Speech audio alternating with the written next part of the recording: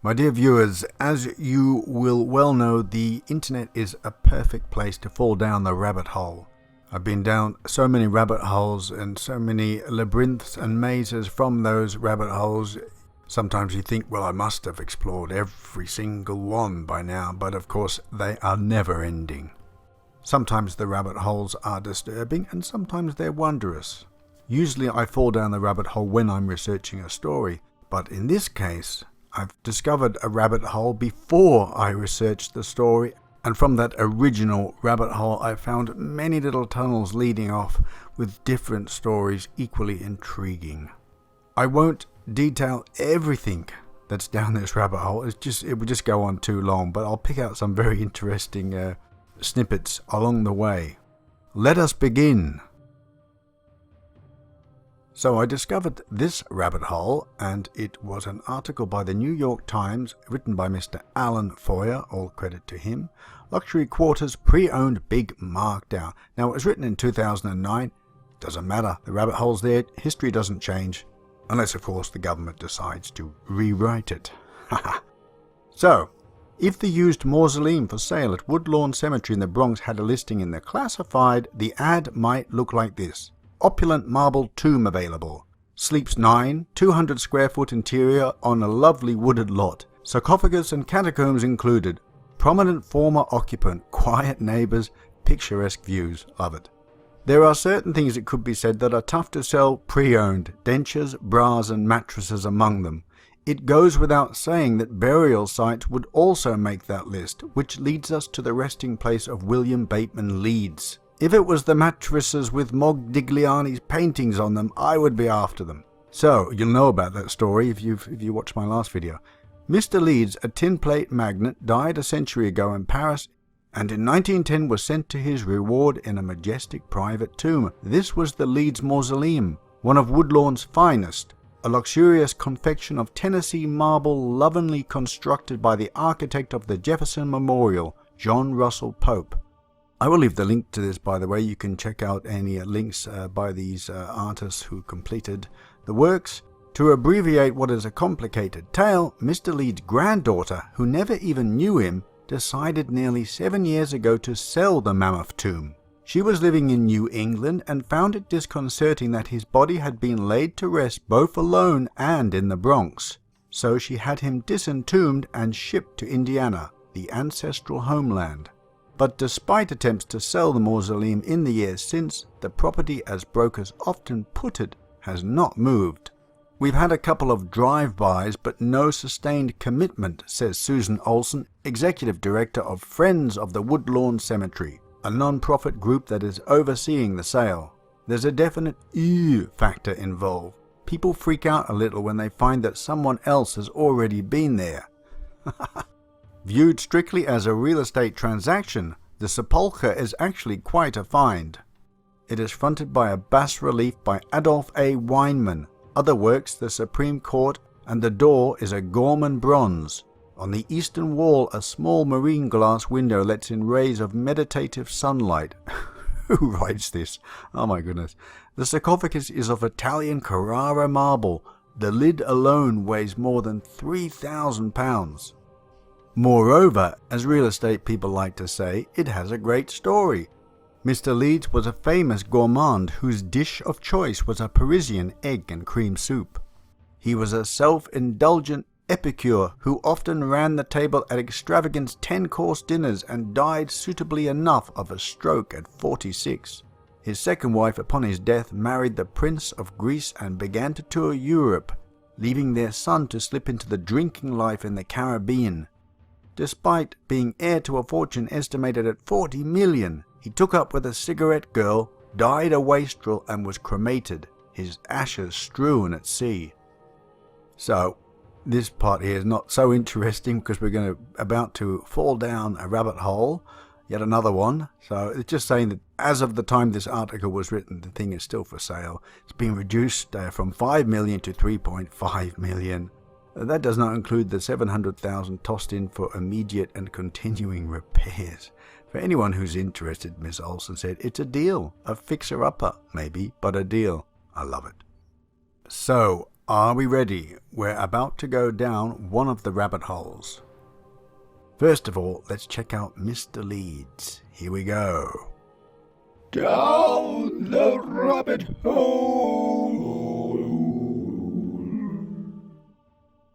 As you might know, with these middle of the month historical features, they're a bit smaller than the start of the month ones, and usually I do the text with the images. With this one, because it's such a rabbit hole, I'm doing it in a different type of format. I love experimenting, as you know. So, as I say on the screen here, I'm not going to go into any possibly boring details. I just intend to highlight the parts I found interesting, and I hope you do too. William Bates Leeds, September 19th, 1861 to June the 23rd, 1908, was an American businessman. He dominated the tin plate industry, becoming known as the Tin Plate King, together with William Henry Moore, Daniel G. Reed and James Hobart Moore. He became known as one of the Big Four or tin plate crowd in American industry. Yeah, so I couldn't find a great deal of what he actually did in his life apart from the prosaic things that they mention in Wikipedia, but I couldn't find any information about his gourmand lifestyle. It's a shame. I would have loved to have known about that. So what we're going to do is we're going to skip back and forward between here and the website screenshot so we can pick up the information as we go along, and I will leave the links in case any of you wish to do any further detailed research. On August the 16th, 1883, Leeds married his first wife, Jeanette Irene Garr, in Wayne, Indiana. She was a relative of Harry Miller, superintendent of Pennsylvania Railroad. On March the 15th, 1886, their only child, Rudolph Garr Leeds, was born in Indiana. On August the 2nd, 1900, Leeds married his second wife, Nonnie May Stewart Worthington, whose first husband was George Ellie Worthington. On September the 19th, 1902, their only child, William Bateman Leeds Jr., was born in New York City. Now, I couldn't find really anything about his first wife, not even a portrait of her. The portrait you see on the screen is of his second wife. Before we leave Mr. Leeds Sr., I just wanted to point out this little snippet I found about a necklace. Now, I'm not sure whether he presented the necklace to his first wife or his second wife, Nonnie. Let's check this out. Leeds purchased a pearl necklace for his wife. The necklace cost $360,000 when he purchased it, but he only paid the 10% tariff on pearls rather than the 60% tariff on a pearl necklace. The United States filed suit, and for several years, as the case was litigated, the Leeds pearls were the most famous jewels in America. Now that's an incredible amount of money. Let's say that was 1880s or 1890s. Can you imagine what that necklace would cost today? I found an inflation calculator and it only goes back as far as about 1914. I put it in, the necklace would be worth today well over $9 million. That is absolutely insane. I couldn't find an image of the necklace, unfortunately, and I do not know where it is now. Anyway, let's now jump over to the son, William Leeds Jr., because this is where the interesting stuff starts. Down the rabbit hole. So I found this website called Daytonian in Manhattan, and I will leave the link. This is the Lost William B. Leeds Mansion, 987 Fifth Avenue. Again, I'm not going to go through all of it. I'm just going to try and pick out the interesting parts for you. So this was his beautiful mansion that he purchased. Isn't that gorgeous? They say the copyright expired. Actually, it's very difficult to get a copyright on a building exterior. In some rare cases, they have granted it, but normally you can take a photo of a building and there is no copyright on it. So just I thought I'd let you know that. So it wasn't built by him. It was built by two other guys who are also entrepreneurs. William B. Leeds is born in Indiana. So this is where he starts coming into it. This is the interesting part. Let's have a look at this. Now William shopped for a new home, what the Virginia Enterprise deemed on April the 19th, 1901, a gift for his bride. That gift was number 987 Fifth Avenue. In March, he paid W.W. and T.M. Hall $260,000 for the new mansion, more than $7.5 million in today's dollars. Bear in mind that the necklace was about $360,000, and so the house was much less than the necklace. That's absolutely insane. The architects had produced a 5-story bow front confection of brick and limestone. Its Beau Arts facade was frosted with fussy French-inspired decorations, broken pediments, garlanded cartouches, and iron window railings. A stone balcony with wrought iron railings girded the 5th floor. It, along with the heavy bracketed cornice and crown-like balustrade, gave the mansion a somewhat top-heavy appearance. As you've seen on the screen, the beautiful photos of the interior, I'm glad they still exist because I'll show you what happened to the mansion soon. So we'll slip through this and get to the intriguing parts rather than looking through the whole thing. So here we have Nonnie. She's William's second wife, very, very pretty. So she's trying to slip into fashionable circles, and they're saying, who, pray, is Mrs. Leeds anyway? But it doesn't matter because her husband is said to be worth $30 million, and this was her passport into those fashionable circles. I mean, $30 million is an enormous sum nowadays. Can you imagine how much that was back then in the very early 1900s? That is... you just think it's never ever going to run out. You can just keep spending and spending and spending. So let us have a look. While Nancy was busy edging her way into high society, her husband focused on spending money. Why not? On February the 10th, 1902, he launched his new 261-foot yacht, the Norma, named for Nonnie, or Noni. The vessel, which cost him $500,000, had electric lighting and heating and telegraph. I mean, that was very modern back then for a boat, a yacht. $500,000. So that's like twice the amount, nearly, of the mansion. Can you figure this? I just can't get over that. That's just. The Evening World reported that each of the vessel's 8 staterooms had its own bath. A very elegant library extends the full width of the ship. Galley, pantry, dining room and smoking room are situated in the main deck. Ah, my goodness. So he's still buying. He's bought also a country home in Lakewood, New Jersey in 1902. And he paid $200,000 for 400 acres near Theodore Roosevelt's Sagamore Hill in Oyster Bay, Long Island. So, skipping through those parts, here we see that Mr. Leeds is starting to get ill. His health is starting to wear out. They're saying appendicitis, suffered partial paralysis. They keep downplaying it. William and Nancy continue to broaden their social horizons, including buying the former Frederick W. Vanderbilt cottage Rough Point in Newport for $500,000. Money to throw around. Now this is interesting. Remember I told you about the necklace? Well, it said that he had bought it for the wife, but if you read this section here, his health problems continued. Towards the end of 1906, he suffered another stroke which again resulted in partial paralysis. He traveled to Paris to consult a specialist. While her husband recuperated, Nancy went shopping, spending $340,000 on pearls at the Paris jewelry shop of Bernard Citroën. Now, is that the same necklace? Or has she bought a second one? We don't know. That history seems to have been lost. After about a year in France, the Leeds returned to New York in 1907. 2 weeks later, William suffered yet another stroke. Once again, his condition was downplayed in the press. Now here we go. This is where he dies. William, Nancy, and little William returned to Paris on the morning of June the 23rd, 1908. The 52-year-old died in their suite at the Hotel Ritz. They estimated his wealth at that stage to be $35 million. So even wealth doesn't guarantee you your health. William's will left nearly his entire estate to Nancy and William Jr. Rudolph, now that's the other son, now 22 years old and married, received only $1 million. But he said he accepted that. I mean, I'd be a bit narked. Maybe the mother promised him the whole of her estate when she died.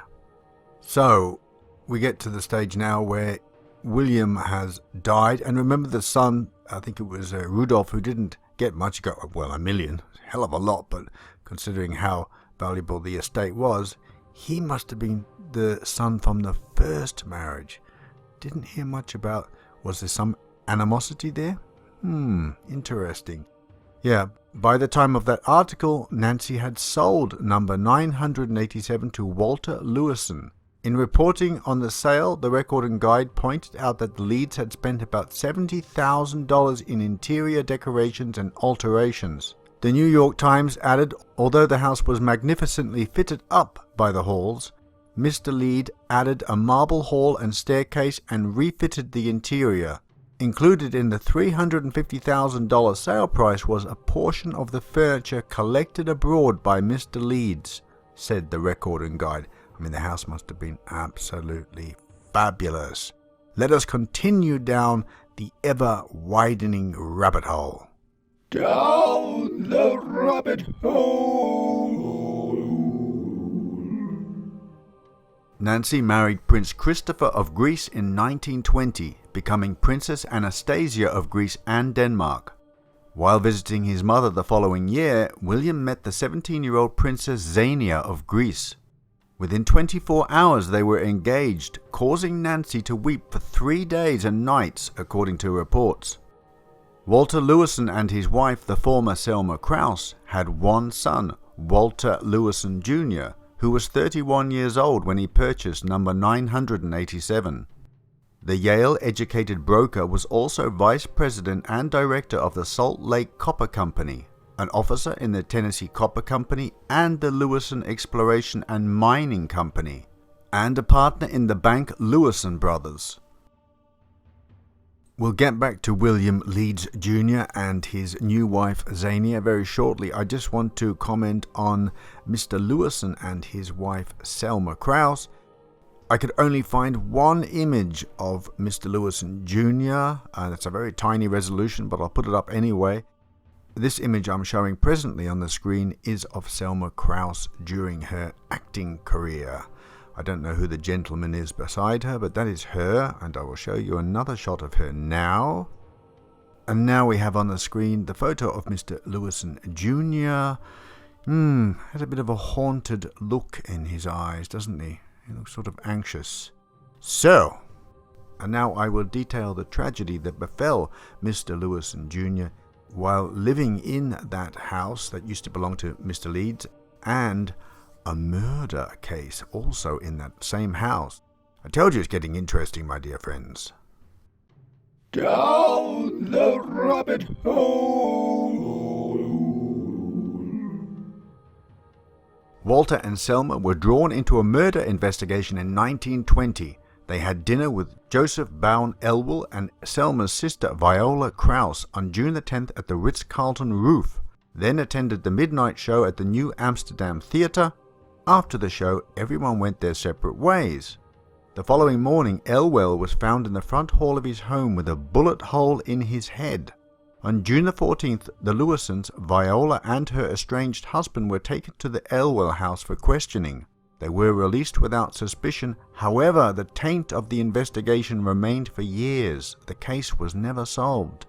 Shortly afterwards, Lewison suffered heavy losses in the stock market. It was all too much for him to handle, and on May 22, 1923, Selma committed him to the Blythewood Sanitarium for the Insane in Greenwich, Connecticut.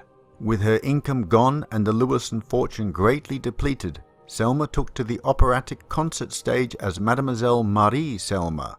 She sold number 987 to Elizabeth Carmichael in 1920 for $375,000.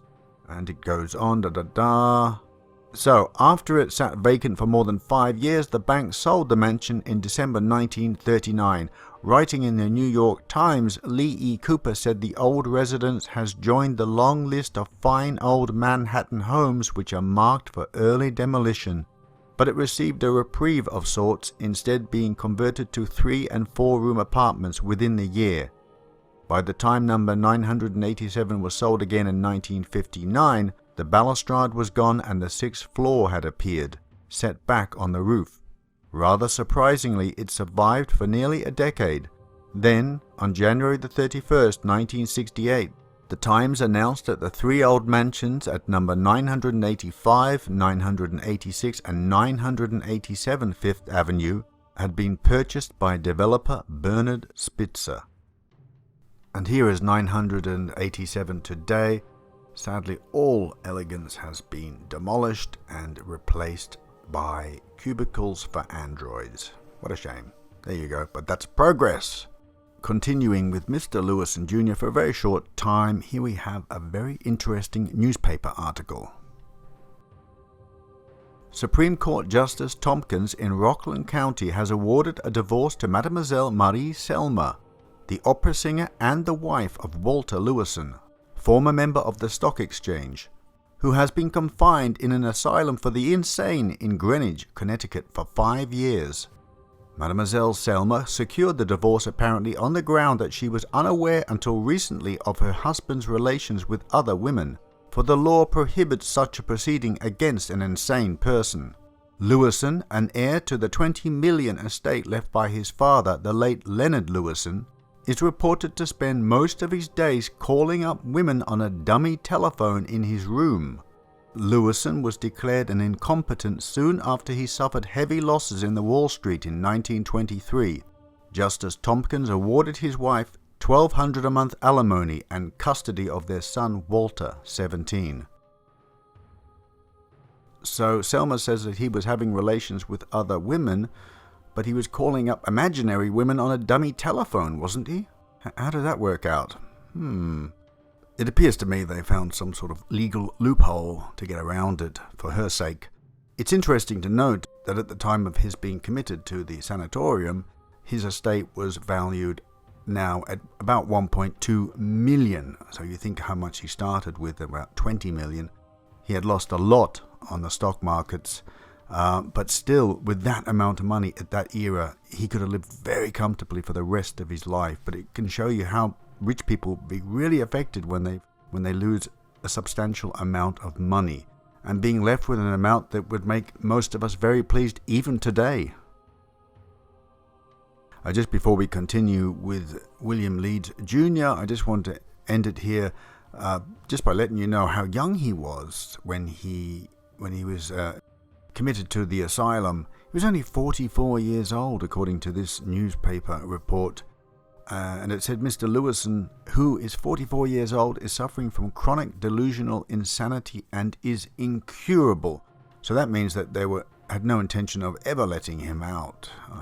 If they say it's incurable, then they're sort of judged there and then that even if he does get better, he's not getting out. So, wow, that's terrible, isn't it? It's very young for that to happen. And here we see Frederick Lewison gave the value of Walter Lewison's estate as 1.2 million, with liabilities of 1.7 million. A value of 83,000 was placed on his stock exchange seat. Now think about how much that is in today's money. The estate, even what he's left with, is an incredible amount of money. So his wife and children would have had very, very contented lives, I would say, with that amount. Okay, let us continue onwards, my dear viewers. So this is from a site called majorsmolinski.com, and I will also link that. This is about William Leeds' wife, Xenia. She leads divorce, ends high romance. This is about the divorce proceedings. You can have a look at that. I want to get to this part. So it began in 1921 when the young millionaire, at that time only 19 years old, became engaged to Princess Xenia just 24 hours after they'd met. Isn't that cute? The Princess Xenia was second cousin to the late Tsar Nicholas of Russia, and since most of the Tsar's relatives had been driven out of Russia by 1921, and many of them had come to America, the Leeds home at Oyster Bay became the gathering point for many of the noble emigres.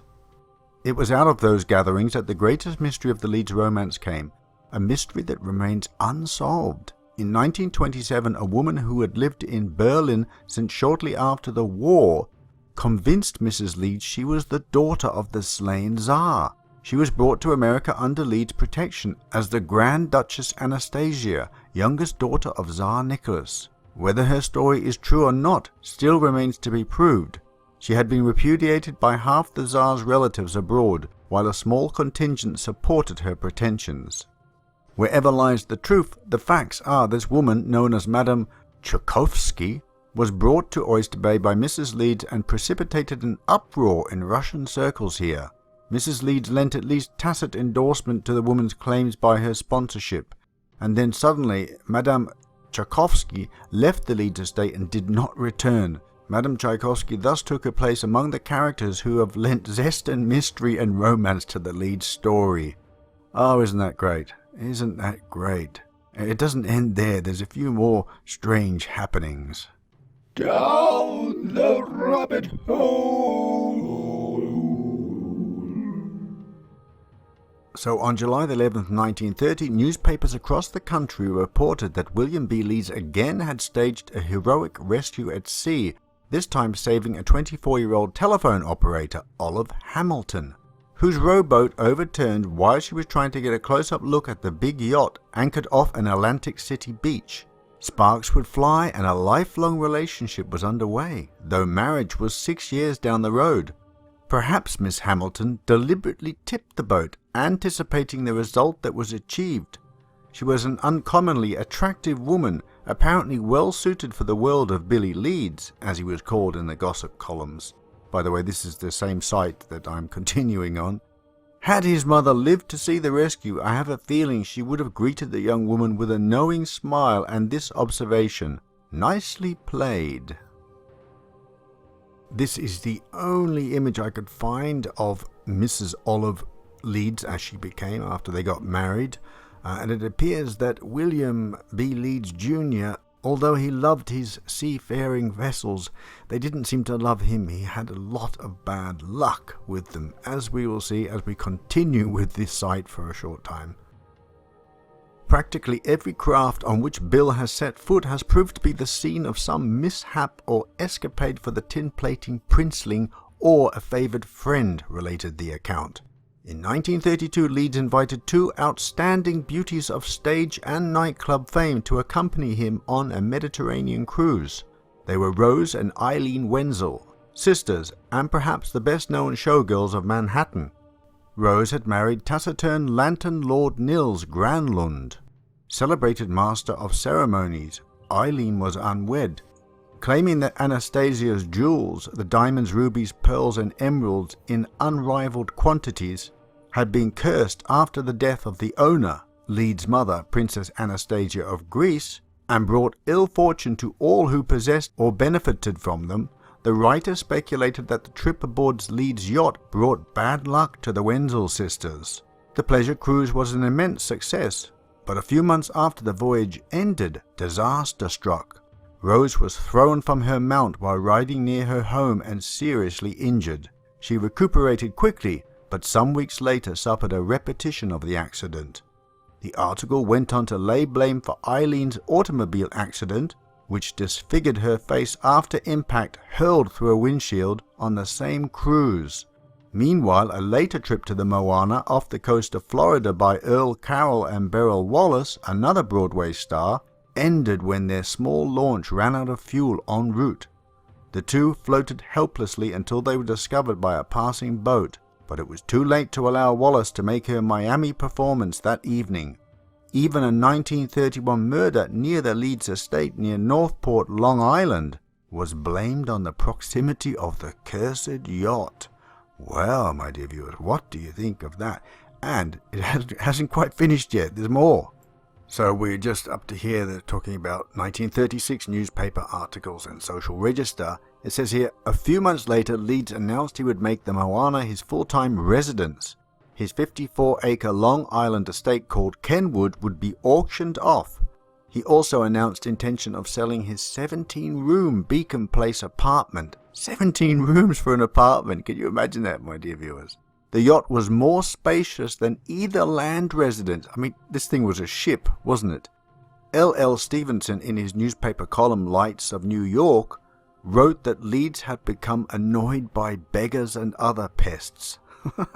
From a 1937 book, America's 60 Families by Ferdinand Lundberg, in a section about millionaires and their automobiles, quoted from another book, 1935 Society Circuits by Helen Warden, that William Leeds had as many as 100 Lincolns in his garage at Oyster Bay. Can you imagine that? I've had a look that I couldn't find any images of the Lincolns or his garage at Oyster Bay. On March the 13th, 1940, the Moana was rammed by coal barges in the East River. Damage was slight. Leeds announced he intended to go ahead with plans to depart later that week on what Associated Press called a Pied Piper cruise to Pitcairn Island, which had been waging a losing battle against rats. Leeds said he hoped to rid the island of the rodents.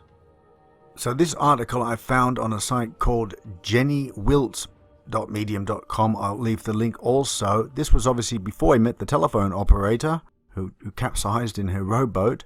As for Billy, his restless spirit only strengthened over time, and Xenia got swept up in his adventures. In 1927, with Billy sitting behind her, she test drove a new 500 horsepower torpedo speedboat over Long Island Sound, reaching 60.307 miles per hour, blazing fast for the time. Later, Billy bought that boat for $75,000. One day he planned to take it out with Xenia and their house guests, Fred and Adele Astaire. Billy and Adele got into the boat first, but when he started the motor, it exploded in flames. Billy grabbed the unconscious and burned Adele, lifting her back onto the pier, where Xenia and Fred were still waiting to board. Then he pushed the boat away before a second explosion destroyed the boat entirely. Him and his boats. And here we have Fred Astaire and his sister. I didn't even know he had a sister. There you go, you learn things every day. And so soon we are coming to the end of this story. The final curtain is about to drop. And so, my dears, we're coming to the end of the Mausoleum adventure. Just a quick article here. This is, by the way, from the same site, majorsmolinski.com, that we were on before. So apparently he was buying Rembrandts too. So much cash. Then apparently he had moved to the Virgin Islands, where he would live the rest of his life. On New Year's Eve 1971, ill with cancer, Leeds chose not to prolong the suffering. It says here, Leeds, 69, who was known to the international set as Billy, died at his estate, Wintersburg Peak, Friday afternoon, December the 31st, 1971, of a self-inflicted gunshot wound. Friends said that he had been seriously ill with cancer. Well, it's amazing he lived to that age, didn't it, after all those boat accidents he had, jumping in the sea, rescuing damsels. Isn't that amazing? So Princess Xenia passed away on September the 17th, 1965. Her daughter, Nancy Leeds Wincoop, died in 2006. Well, I don't know about you, my dear friends, but that was an absolutely wonderful and intriguing adventure. Who would have thought in anybody passing that stone monument, that empty mausoleum, that so many stories existed inside of it? Well, now you know. If anyone who lives in that area walks past that, you'll hear all the echoes coming out of it, all those stories. Isn't that amazing? I do hope you enjoyed it. A little bit of a different format, my dear viewers. I hope it was to your liking. Not saying I'm going to continue with this format. It was just something different, and there was just so many tunnels I had to sort of try and connect it in some way. But I'm not going to have a ramble afterwards, because that was it. That was the whole ramble, the entire video. Hope you like it. Leave your feedback. Take care. God bless. Until next time. Bye-bye.